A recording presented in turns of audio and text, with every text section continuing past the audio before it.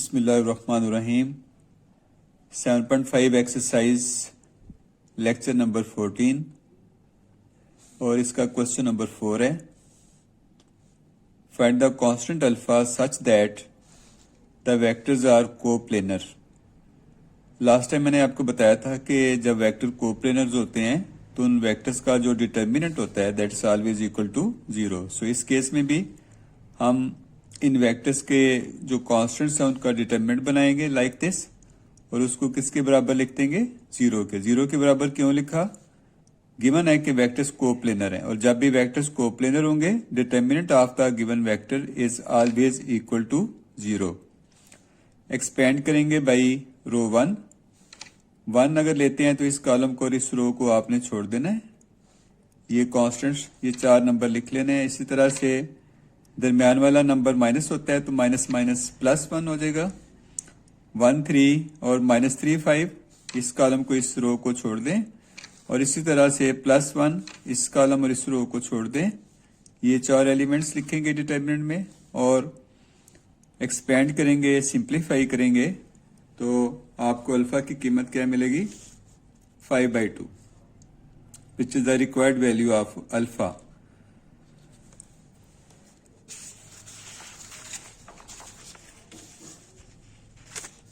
इसके बाद question number 7 है।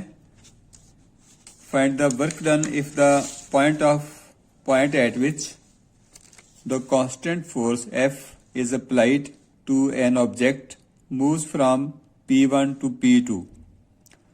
तो ये आपने वर्क डन मालूम करना है। ये फिजिक्स में भी आपने पढ़ा होगा कि वर्क डन जो है वो बराबर किसके होता है? F.D के, यानी फोर्स और डिस्प्लेसमेंट का प्रोडक्ट वर्क डन कहलाता है। तो ये फोर्स आपको दी हुई है, अप्लाई होती है फोर्स ऐसे ऑब्जेक्ट पर जो उसको मूव करती है फ्रॉम P1 टू P2। तो यहाँ पे आप देखें कि फोर्स आपको गिवन है और जो P1 P2 तक डिस्टेंस होगा उसको आपने D से जाहिर करना है।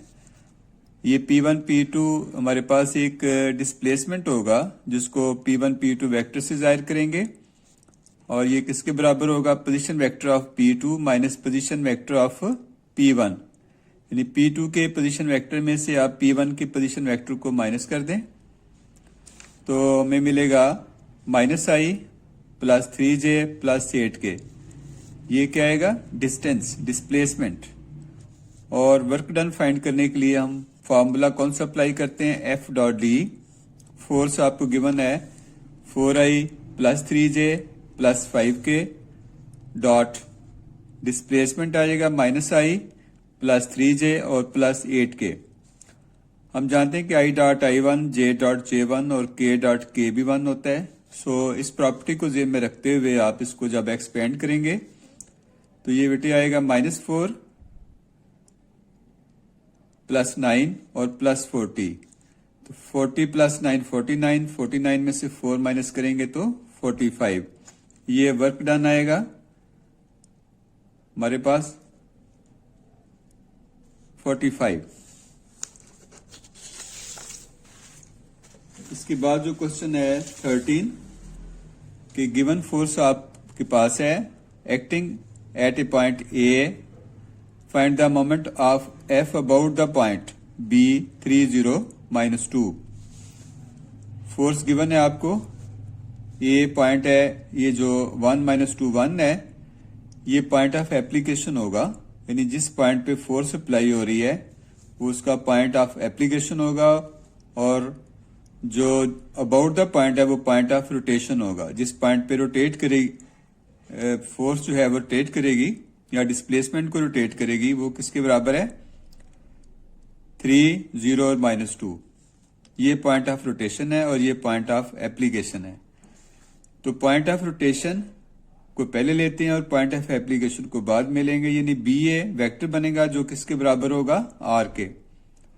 तो BA vector means position vector of A minus position vector of B। Position vector of A में से पोजीशन वेक्टर ऑफ B जब माइनस करेंगे we get -i minus 2j plus 3k। ये हमारे पास किसके बराबर होगा? R के। और moment of the given force about the point B is always given by R cross F। तो आर क्रॉस एफ की मदद से आप डिटर्मिनेंट बनाएंगे आई जे के, और आर की जगह पे आप लिखेंगे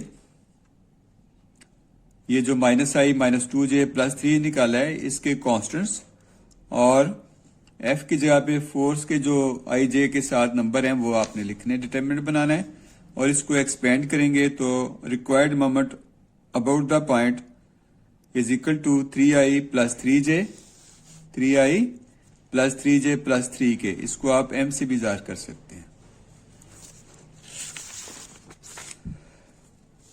क्वेश्चन 15 है, फोर्स आपको गिवन है 7i + 4j - 3k applied at point this, find its moment about this point. Force given है तो पॉइंट ऑफ एप्लीकेशन है 1 - 2 3 और पॉइंट ऑफ रोटेशन है 2 1 1। बिल्कुल पिछले क्वेश्चन की तरह पॉइंट्स का फर्क है, ये पी क्यू है, पी पॉइंट ऑफ एप्लीकेशन है और क्यू पॉइंट ऑफ रोटेशन है। मैंने आपको लास्ट टाइम बताया था कि पॉइंट ऑफ रोटेशन को पहले लिखते हैं और पॉइंट ऑफ एप्लीकेशन को बाद में। तो ये क्यू पी हमारे पास वेक्टर बनेगा।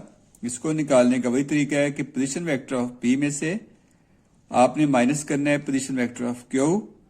सो इस तरह 1 - 2 3 और -2 1 1 जब करेंगे तो हमें क्या मिलेगा, -i -3j और +2 के, ये किसके बराबर होगा, आर वेक्टर के। और आर क्रॉस एफ फाइंड आपने करना है। ये देखें आर क्रॉस एफ इधर आ जाए, ये डिटरमिनेंट बनेगा आई जे के। पहले आर वेक्टर दर्ज करेंगे -1 -3 और 2, उसके बाद एफ फोर्स 7 4 और -3, क्या 7 4 और -3 ये नंबर आपने दर्ज करने हैं। तो आर क्रॉस एफ निकालेंगे, that's equal to i + 11j + 7k। This is the required moment about the given point.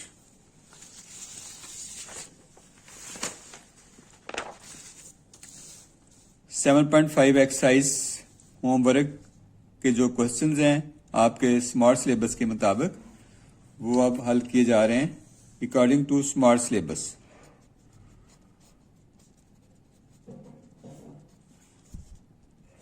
इसमें क्वेश्चन 1 का थर्ड पार्ट है। Question 1 part 3, find the volume of the parallelepiped for which the given vectors are. u, v और w तीन vectors आपको given है। तो volume of पैरेललोपाइड find करने के लिए तीनों वेक्टर्स के कांस्टेंट का डिटरमिनेंट बना लें और उसको एक्सपेंड कर लें by row 1, expanding by row 1। जब आप इसको रो 1 के लास्ट से एक्सपेंड करेंगे, एक्सपेंडिंग बाई r1, तो ये देखें हमें सिंप्लीफाई करने से क्या मिलेगा, वॉल्यूम 10। और डिटरमिनेंट को एक्सपेंड करना तो आप जानते हैं, पार्ट 1 में भी पढ़ा हुआ है। Very simple to find by row 1 कि 1 को आप ले लें, इस कॉलम को इस रो को छोड़ दें, फिर इस तरह दरमियान में जो एलिमेंट आएगा उसको माइनस के साथ लेंगे तो -+2 इस कॉलम और इस रो को छोड़ दें, और आखिरी नंबर है 3, ये प्लस के साथ आएगा, फिर इस कॉलम को और इस रो को छोड़ दें तो 2 0 और -1 1 आ जाएगा। एक्सपेंड करेंगे तो that's equal to 10। Prove that the vectors are coplanar. i - 2j + 3k -2i + 3j - 4k and -i - 3j + 5k are coplanar vectors. साबित करने हैं कि ये वेक्टर्स कोप्लेनर हैं। उसी तरह आपने डिटरमिनेंट बनाना है तीनों वेक्टर्स का। We shall take the determinant of these 3 vectors 1 - 2 3 -2 3 -4 and 1 - 3 5, और इसको रो 1 के लास्ट से एक्सपेंड कर लें। ये देखें एक्सपेंड किया हुआ, और very simple to find the value of the determinant that's equal to 0। तो जब याद रखें कि डिटरमिनेंट की वैल्यू 0 आ जाए तो साबित हो जाता है कि given vectors are coplanar vectors. ऐसा determinant of the given vector is 0, so the given vectors are coplanar. So thank you very much. ये आज का लेक्चर था। कल इंशाल्लाह नेक्स्ट जो क्वेश्चन रह गए हैं वो कंप्लीट करेंगे और ये हमारा जो 7th चैप्टर है इंशाल्लाह ताला ये along with all homework questions according to the smart syllabus ये हमारे कंप्लीट हो जाएंगे और 7th चैप्टर के बाद हम फिर डिसाइड करते हैं कि कौन सा चैप्टर हम नेक्स्ट स्टार्ट करेंगे इंशाल्लाह ताला। ओके जी, अल्लाह हाफिज।